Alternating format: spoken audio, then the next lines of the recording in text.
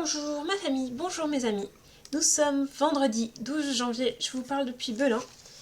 Et j'ai décidé cette année, c'était dans mes bonnes résolutions de début d'année, de donner beaucoup plus souvent des nouvelles. Parce que je ne donne pas assez souvent des nouvelles. Et comme la vidéo, ça reste encore le moyen le plus rapide de donner des nouvelles, vu que j'ai pas besoin de taper des articles en entier et tout, et que si je commence à me dire que je vais vous donner des nouvelles par écrit, je sais que je ne vais jamais y arriver.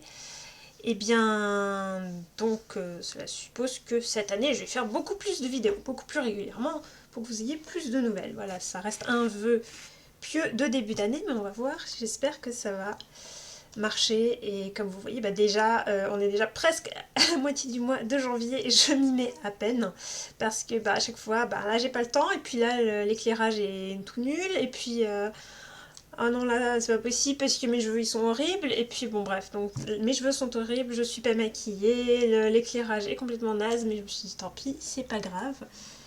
Voilà, donc je suis soit trop éclairée, soit pas assez éclairée, parce qu'il fait nuit, il est 5h de l'après-midi, il fait nuit noire depuis déjà une bonne heure, puisque nous sommes à Berlin, voilà.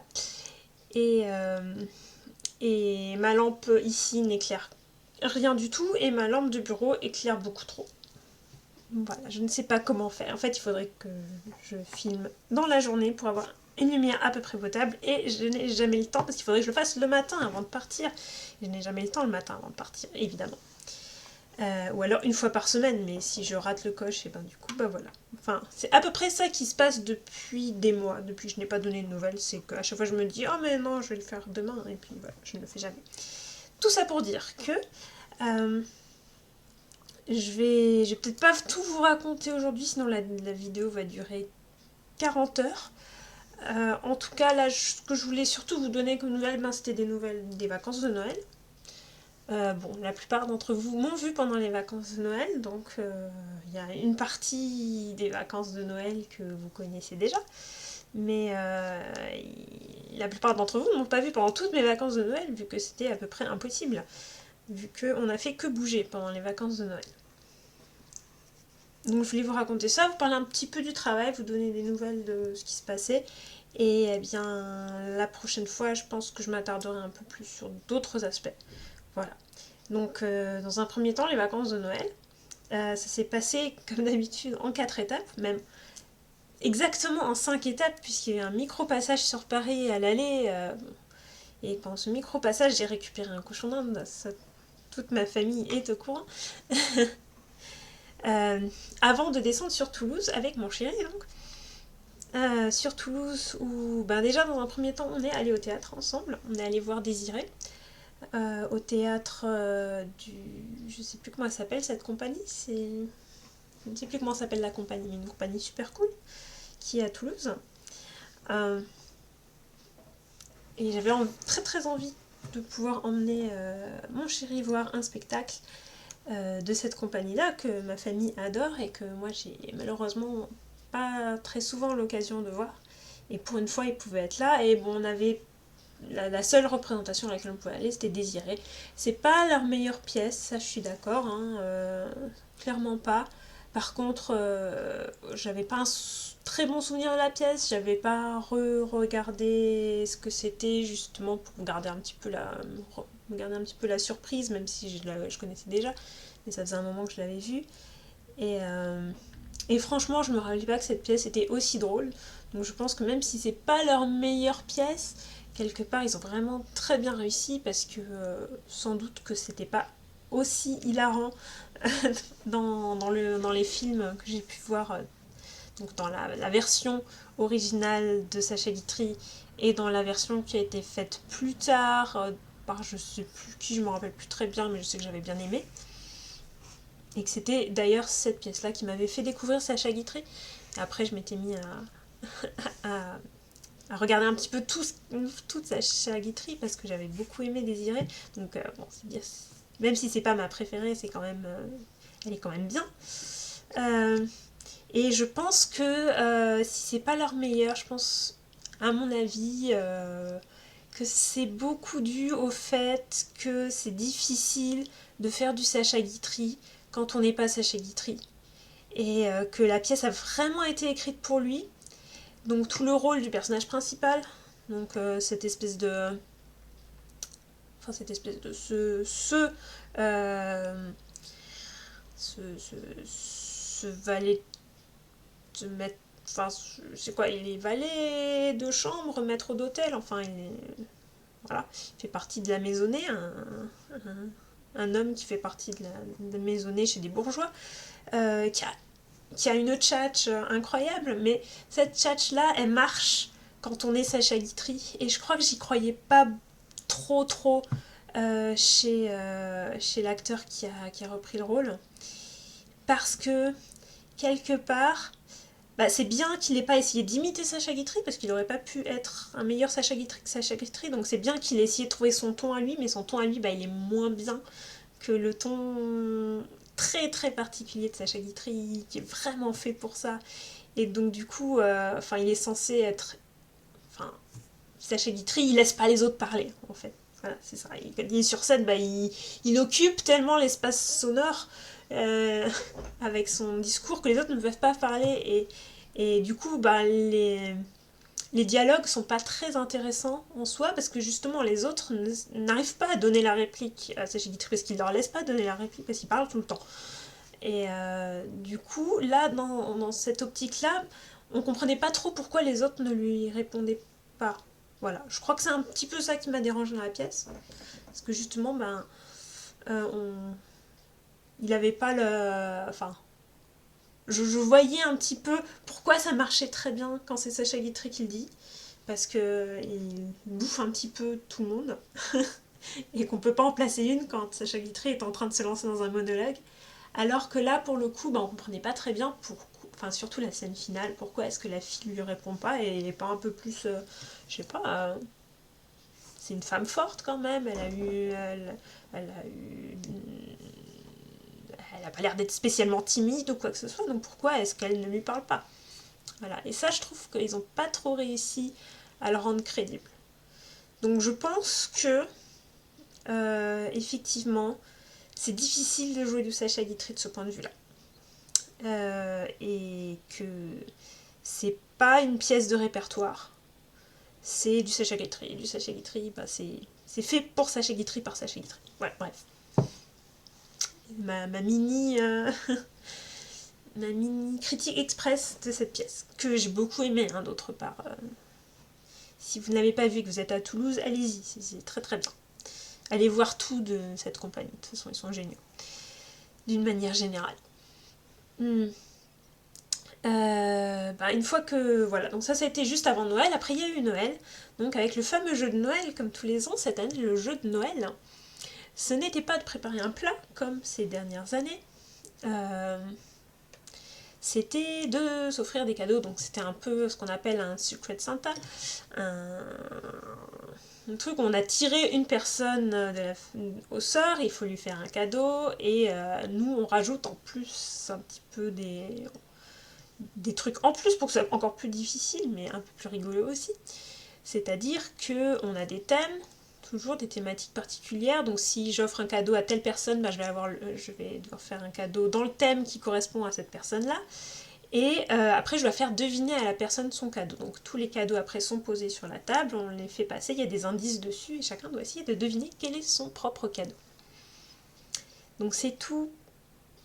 C'est comme ça que se passe le jeu de Noël cette année.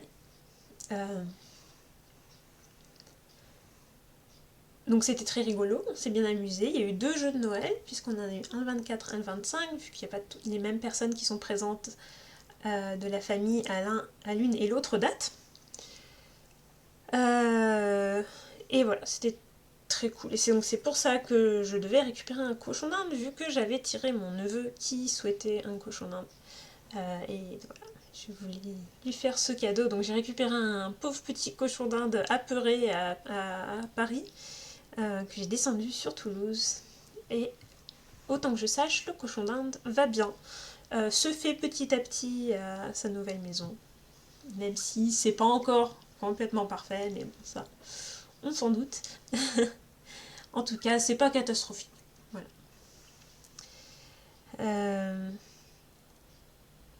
Bon, je vais pas une liste détaillée de tous les cadeaux que j'ai eus, sinon on y est encore demain, mais ils étaient tous super bien. Ensuite, une fois qu'on a passé donc le repas du 24, le repas du 25, eh bien, on est parti à Gap pour fêter Noël dans la famille de mon chéri.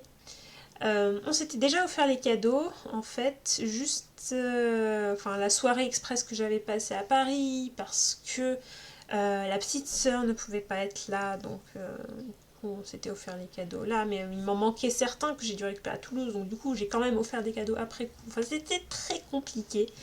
Mais d'un autre côté, il fallait pas leur faire deviner leurs cadeaux, donc c'était un peu moins compliqué que ça ne pouvait l'être lorsque j'étais à Toulouse. Donc voilà, ça y est. Chaque famille a ses complications personnelles et qui lui sont propres.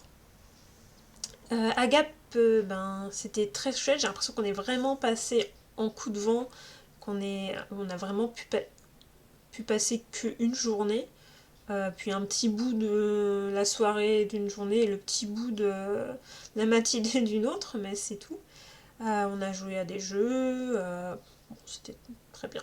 Voilà, une petite journée très très cool. Après ça, donc on n'a pas pu rester longtemps à Gap parce que je voulais absolument aller avec mon chéri comment ça s'appelle, au pèlerinage de confiance, donc la rencontre européenne de Thésée, qui s'appelle Pèlerinage de confiance, qui est donc un rassemblement œcuménique de jeunes dans une ville d'Europe. Cette année c'était à Bâle, donc c'était pas très loin de Gap, donc c'était vraiment vraiment vraiment très tentant d'y aller pour aussi faire découvrir ce monde-là à mon chéri qui ne connaît pas du tout, qui n'est pas croyant, mais qui, je le sais, est quelqu'un de très ouvert à ce genre de choses. Donc je savais que... Enfin, je ne l'ai pas forcé à y aller, je ne pense pas, j'espère. En tout cas, j'ai bien demandé s'il...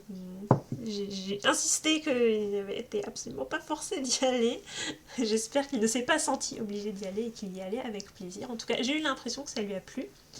Et on a eu des discussions du coup très intéressantes sur les valeurs qu'on pouvait partager, parce que in fine le dialogue entre croyants et non croyants est complètement possible, et je pense qu'il n'y a pas grand chose qui nous sépare. Alors évidemment il s'est pris 3 prières par jour d'1 heure minimum chacune, voire 4 le 31 décembre. C'était un peu beaucoup pour lui, je trouvais que ça faisait quand même un peu beaucoup de prières, mais il aime bien chanter, donc bon, ça c'est bien, parce qu'à Thésée on chante tout le temps. Il a appris les chants et il a découvert un petit peu ce que c'était que de prier dans plein de langues différentes, enfin tous ces trucs qui moi ont été très importants dans la formation à la fois de ma foi, mais aussi de mes centres d'intérêt, puisque si je fais de la linguistique, c'est probablement parce que j'ai été confrontée, voilà, à cette manière de prier en plusieurs langues, comme ça quand j'étais jeune, que j'ai trouvé extraordinaire. Et donc voilà, c'était important. Donc c'était important pour moi de lui montrer tout ça. Pour que ce soit pas un truc complètement abstrait, et que si je lui en parle, il puisse voir tout à fait qu'est-ce que ça veut dire, qu'il puisse aussi rencontrer des chrétiens qui sont pas forcément le genre de gens qui participent à la manif pour tous, ou qui sont contre, à la manif contre le mariage pour tous. Voilà, ça y est, je cherchais le truc. Enfin, qui sont pas forcément des chrétiens très conservateurs, ou forcément des chrétiens très... Je sais pas, enfin c'est pas du tout le genre d'esprit qu'on retrouve à Thésée. À Thésée, on a tendance à dire que c'est un petit peu des hippies, c'est un peu du post-hippie, les, les, les, les jeunes qu'on trouve à Thésée. Probablement aussi que, après, à Thésée, on rencontre des jeunes d'Europe qui, selon les pays, peuvent avoir des choses, enfin des visions extrêmement différentes. Après, il y a un certain message qui est délivré par les frères de Thésée, qui est très politique aussi. Ça, je pense que ça a beaucoup surpris mon chéri, parce qu'il s'y attendait pas vraiment. C'est vrai qu'ils sont très... Ils poussent beaucoup à avoir une réflexion politique sur ce qui se passe. On a énormément parlé de la crise des réfugiés. Vraiment, c'était le sujet numéro 1 de cette rencontre, que ce soit donc l'accueil ce qui s'est passé avec la Syrie, l'accueil des réfugiés en Europe, mais aussi ce qui se passe dans les pays d'Afrique, les camps de réfugiés en dehors de l'Union européenne. Qu'est-ce que ça veut dire des réfugiés en Libye par exemple, enfin ce genre de choses. Il a beaucoup parlé du Soudan du Sud, il a parlé... voilà, c'est très politique. Frère Aloïs, qui est celui qui est à la tête de la communauté actuellement, est beaucoup plus... j'ai envie de dire, il est beaucoup plus politique que ne l'était Frère Roger, ce qui est sans doute un peu faux, parce que je pense que Frère Roger avait juste une autre conception de l'engagement politique. Disons que Frère Aloïs, c'est beaucoup plus direct, à une conception peut-être plus moderne de ce que c'est que d'avoir un discours politique chrétien.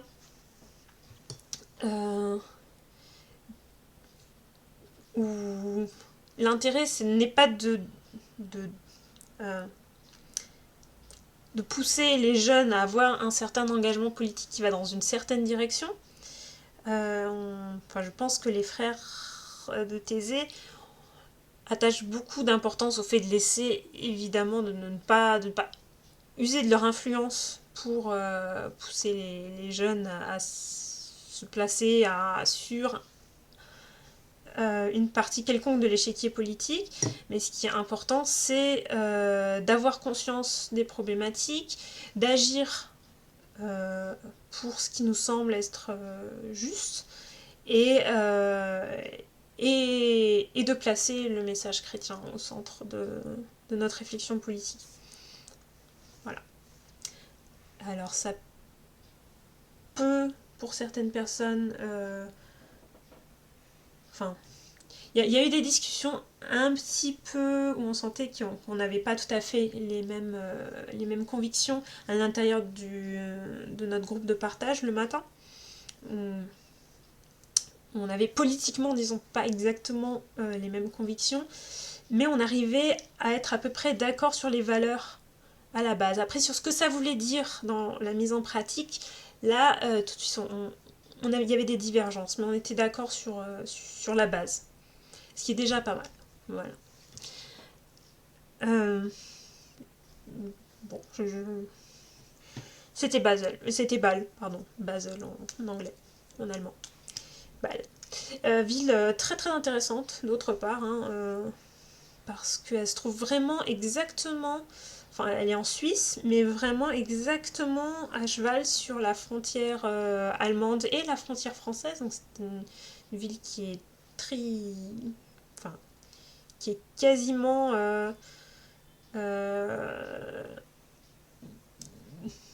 quasiment international, j'allais dire, enfin trinational en tout cas. Vu que la banlieue de Bâle, on est déjà en France, ou la banlieue de Bâle, on est déjà en Allemagne. Voire la banlieue de Bâle, on se trouve déjà dans un autre canton de Suisse. Ça, c'est quelque chose qu'on... Bon. Voilà. Et c'est très intéressant aussi ça, d'un point de vue... nous, ça nous a beaucoup intéressé avec mon chéri, puisque, bon, lui, la politique, ça l'intéresse. Et on a participé à un atelier qui vraiment s'occupait de cette question-là, et vraiment d'un point de vue très concrètement logistico-politique, qu'est-ce qui se passe quand on essaye de travailler... parce que Bâle essaye de travailler main dans la main avec les villes de la périphérie dont elle a besoin, parce elle a besoin de travailleurs qui viennent d'ailleurs que Bâle, parce que Bâle ne peut plus vraiment trop s'étendre. Et donc ils ont besoin des travailleurs de la banlieue. Travailleurs de la banlieue, ça veut dire aussi des gens, par exemple, qui habitent en France et qui en France n'ont pas du tout les mêmes... enfin, ils ne sont pas sur le coup des mêmes lois, donc il y a des difficultés un petit peu quand on est un Français mais qu'on travaille pour une société suisse. En termes de charges sociales, par exemple, c'est pas du tout la même chose. Enfin, qu'est-ce qui se passe? Comment est-ce qu'on gère ce genre de difficultés sans créer des frictions, sans créer des jalousies, sans créer un rejet de-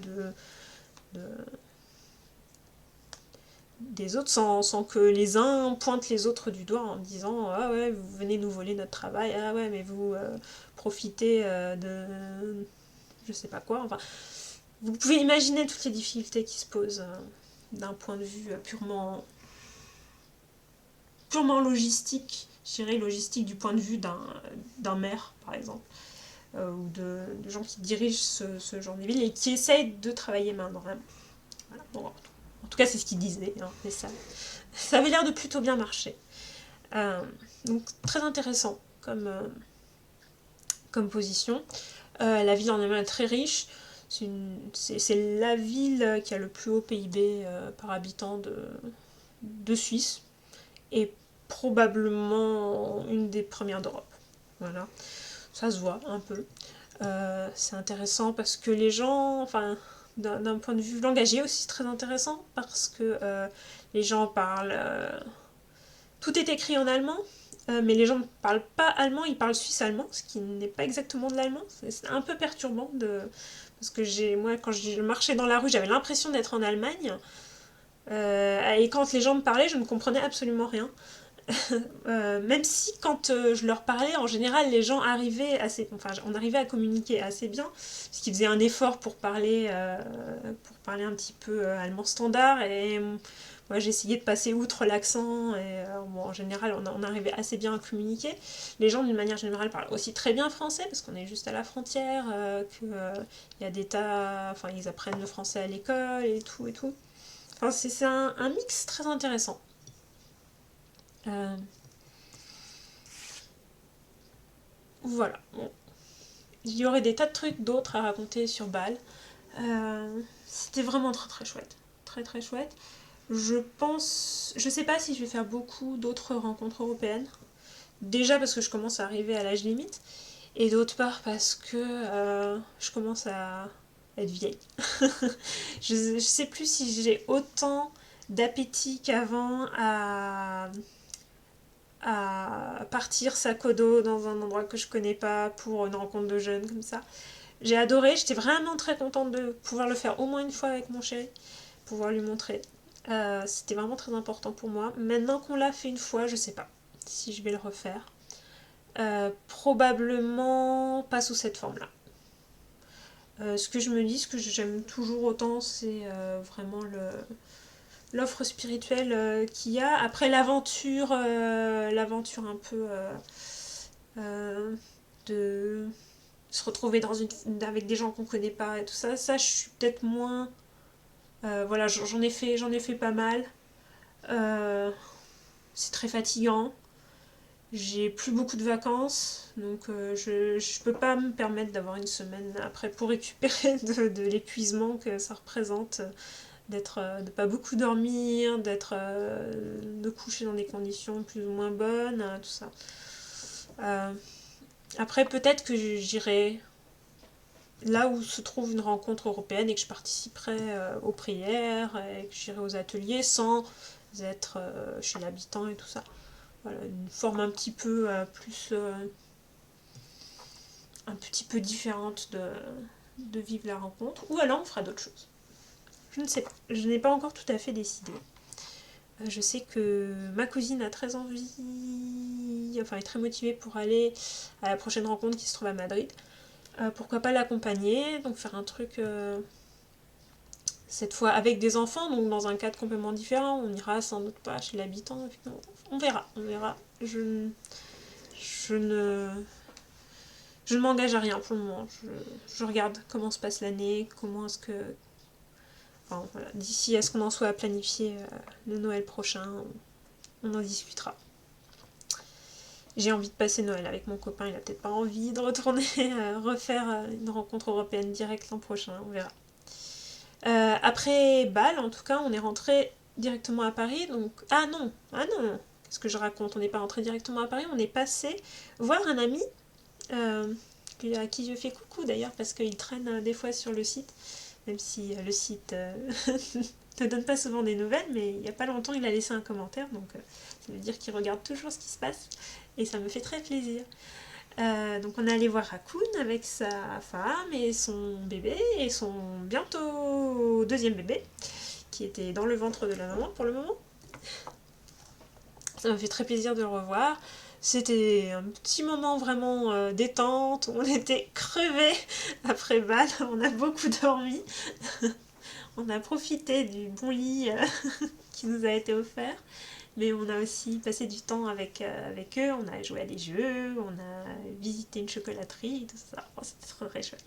Très bon temps, pure détente, avec une personne qu'on a malheureusement pas assez l'occasion de voir parce qu'il habite trop loin. Et oui. Après ça, on a quitté la Suisse en pleine tempête, hein, et on est remonté à Paris. Mon chéri a repris le travail tout de suite. Et moi, en fait, depuis, ça va me permettre de faire la liaison avec le travail. J'étais à mi-temps, en fait. J'avais pris des vacances dans un de mes mi-temps. Donc jusqu'à aujourd'hui, j'étais en vacances dans un de mes mi-temps. Et je travaillais dans l'autre de mes mi-temps, donc je faisais des journées un peu cool. En pratique, ça consistait à pas mettre de réveil le matin. Et le reste du temps à travailler normalement. Plus ou moins normalement.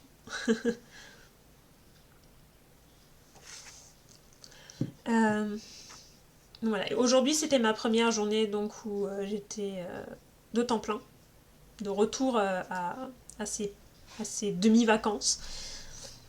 Et à partir de la semaine prochaine, c'est reparti jusqu'aux prochaines vacances qui seront, je ne sais pas trop quand. Probablement à la prochaine Berlinale. Ouh là là, mais ça fait déjà presque une demi-heure que je parle, il faut que j'accélère. Alors, travail, donc. Qu'est-ce qui s'est passé ces derniers temps?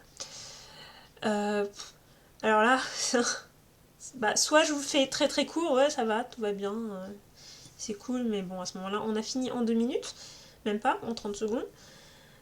Soit je pars un peu dans les détails et on y est encore demain matin, donc je vais essayer de faire un entre-deux, voilà.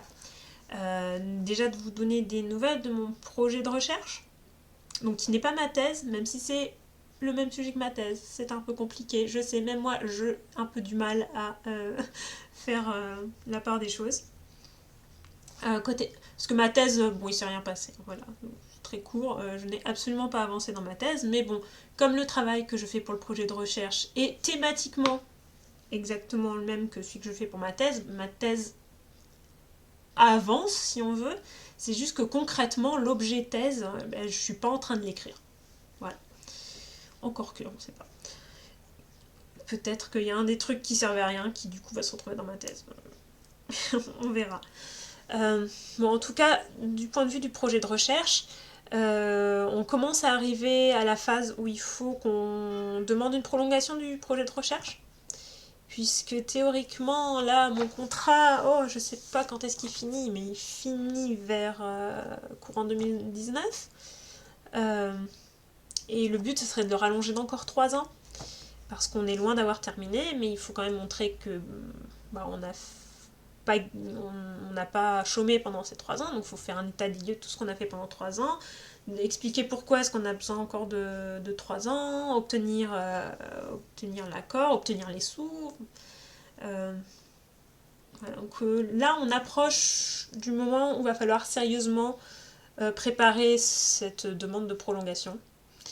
Et on s'est retrouvés pour ça, je crois que c'était courant novembre, donc ça commence à dater, vous voyez, avec donc non seulement moi et mon prof, mais aussi les 2 autres personnes qui sont pas à Berlin mais qui sont à Göttingen. Donc un prof et comment je m'appelle, je suis une assistante de recherche, voilà.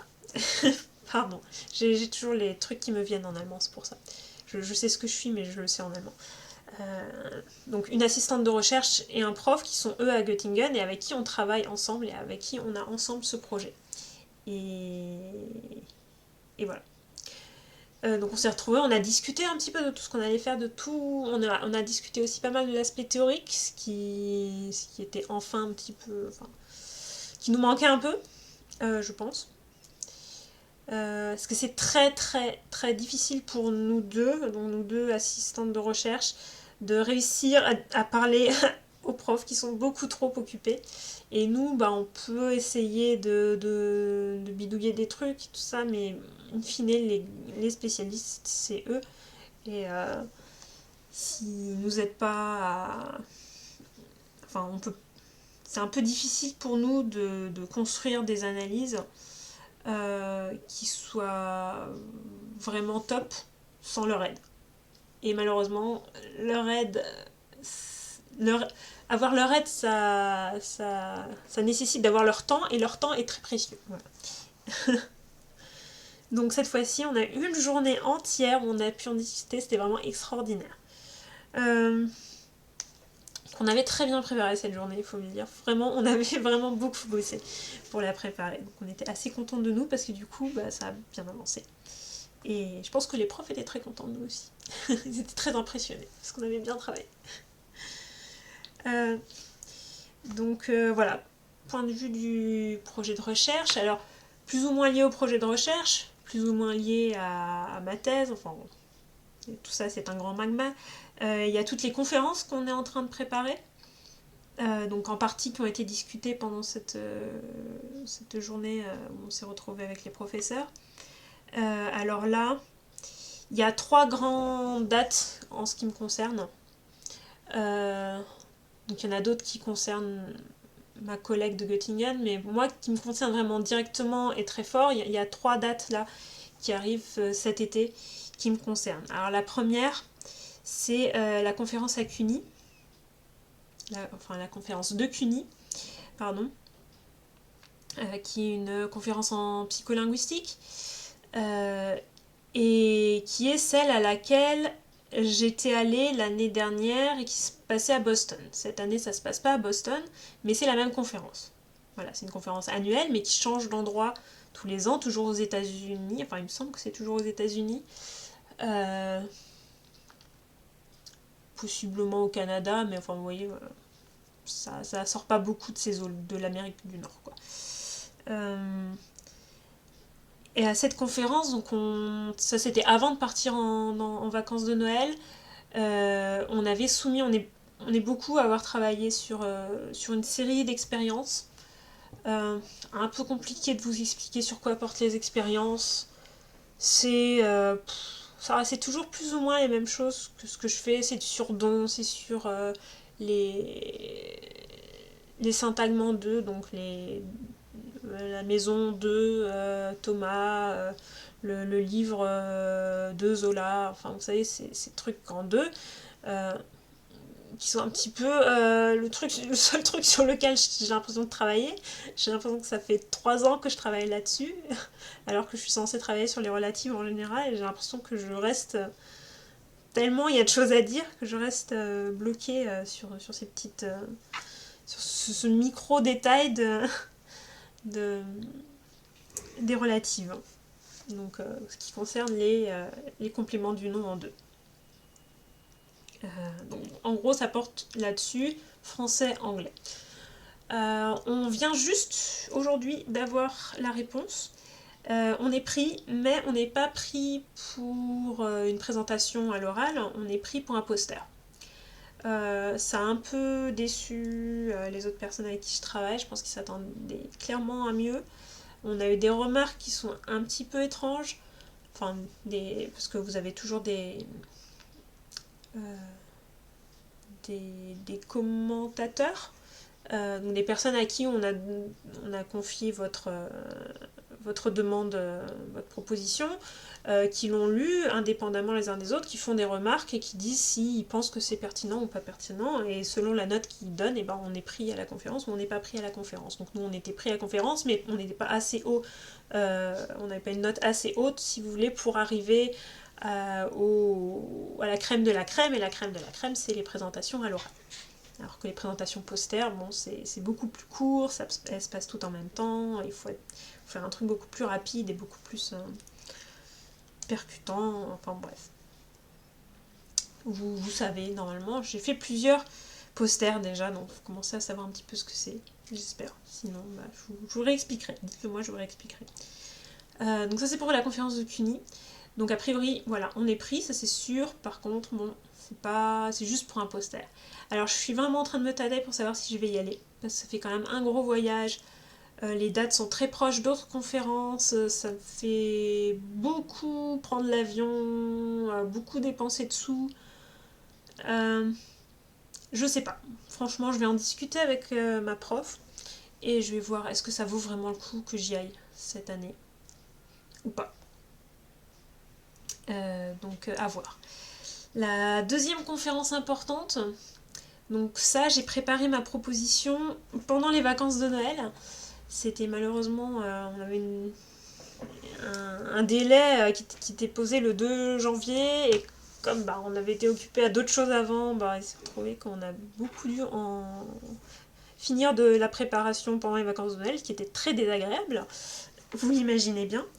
Mais bon, ça a été fait, je suis pas complètement dingue de ce que j'ai rendu, mais bon, faut voir. Donc je verrai si j'ai une réponse positive ou pas. Ce serait cool que j'ai une réponse positive, ça me fait une deuxième publication.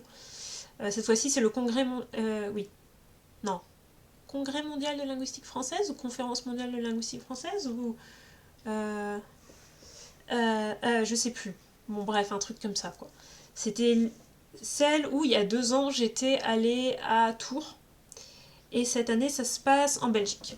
Voilà. Donc si je suis prise, eh ben, j'irai. De toute façon la Belgique c'est juste à côté, ça fait pas faire un gros voyage. À Mons en Belgique d'ailleurs. Je suis jamais allée à Mons, comme ça sera l'occasion. Là pour le moment j'attends la réponse positive ou négative. Pour le coup j'avais travaillé sur 2 qui. Donc les relatifs qui commencent par 2 qui, mais aussi les questions qui commenceraient par 2 qui. De qui est-ce que tu as vu la voiture? Un truc comme ça.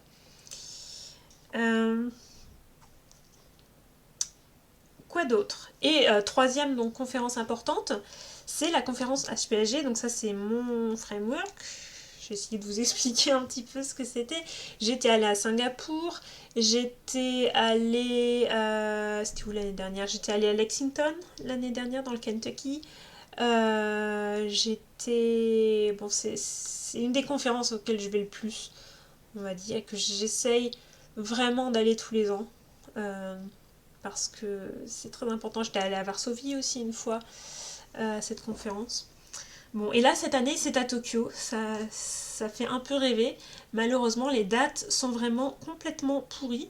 Ce qui fait que je ne pourrai pas rester à Tokyo parce que je vais devoir donner des cours directement après cette conférence. Donc ça me... je suis dégoûtée parce que j'aimerais tellement en profiter comme ça avait été le cas à Singapour pour rester après une semaine entière. Enfin, ça aurait été formidable, franchement. Et bon, bah, malheureusement, nope. Bon, ça, on n'a pas encore rendu. Le délai pour rendre la proposition, ce sera le 1er février. Donc, on est en train d'y travailler. Et on était parti sur une piste. Visiblement, on annule tout et on repart sur un autre truc. Donc, je ne sais pas du tout sur quoi va porter ce que je vais proposer à cette conférence. Le délai est juste pour dans 2 semaines. Tout va bien. Je ne suis pas du tout en panique. Pas du tout. Ça ne me fait pas du tout mal dormir la nuit. Je ne sais pas de quoi vous parler. Voilà pour les 3 donc, conférences qui sont vraiment importantes et pour lesquelles j'essaierai de vous donner des nouvelles dans les prochains temps. Les prochaines fois que je donnerai des nouvelles. À suivre. Donc voilà, c'est ça que je voulais dire. Quoi d'autre côté travail? Je donne des cours donc comme tous les semestres. Cela dit, je commence lentement à arriver au bout de mon contrat avec la fac du Sud. J'avais un contrat pour 4 ans, et bientôt les 4 ans ils vont être finis. Donc bientôt j'aurai plus d'enseignement, ça sera un petit soulagement. Mais ça voudra dire moins d'argent. Donc bon. Ce sera moins de travail, mais moins d'argent. Voilà. Moins de difficultés, et moins de stress, mais moins d'argent. Donc j'en profite tant que j'ai l'argent. Et une fois que ce sera fini, je profiterai d'avoir plus de temps. Voilà. C'est de profiter des bonnes choses de chacune des périodes. En tout cas, ce semestre-là, ça se passe bien. J'ai des élèves qui sont vraiment très sympathiques. J'ai l'impression qu'il y a une bonne dynamique de groupe. Ils sont plutôt silencieux et il se passe rien. Hein, c'est pas une classe qui participe à fond, mais au moins c'est pas une classe casse-pied où il faut faire la police, ni une classe qui me fait des mauvaises réflexions.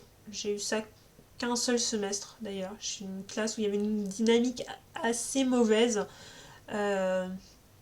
qui avait l'air de trouver qu'ils avaient une doctorante en face et qu'une doctorante finalement c'était un élève et qu'un élève c'était quand même pas tip top et qu'ils auraient préféré avoir un prof qui savait un petit peu mieux de quoi il parlait. Voilà, je trouvais que j'étais pas assez je sais pas si c'est que j'expliquais pas bien ou si c'est qu'ils pensaient vraiment que je savais pas les trucs que je leur enseignais. Bon, heureusement j'ai eu ça qu'une seule fois. Les autres fois ça ne s'est pas du tout passé comme ça. Cette fois-ci ce n'est pas du tout comme ça, ils sont très gentils. Même si évidemment ça fait du travail en plus, ça fait du stress en plus. Les jours où je donne cours, je suis vraiment très fatiguée après. Et c'est pour ça que je suis payée en plus, hein, en même temps. Je vous raconterai un petit peu ce qui se passe d'autre part dans la fac du Sud. Il y a pas mal de trucs à raconter, mais là je pense que la vidéo va être très longue déjà, donc on va passer dessus. Il se passe des choses.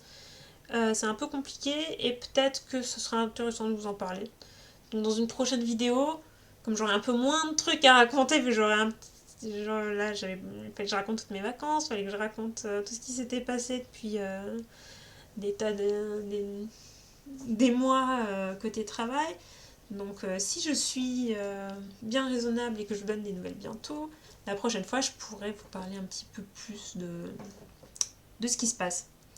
D'un point de vue plus interrelationnel, on va dire, entre les gens et tout ça, et comment ça fonctionne dans ces facs. C'est très intéressant de voir à quel point c'est différent dans une fac et dans une autre fac. L'ambiance n'est pas du tout la même dans les deux facs dans lesquelles je suis. La composition aussi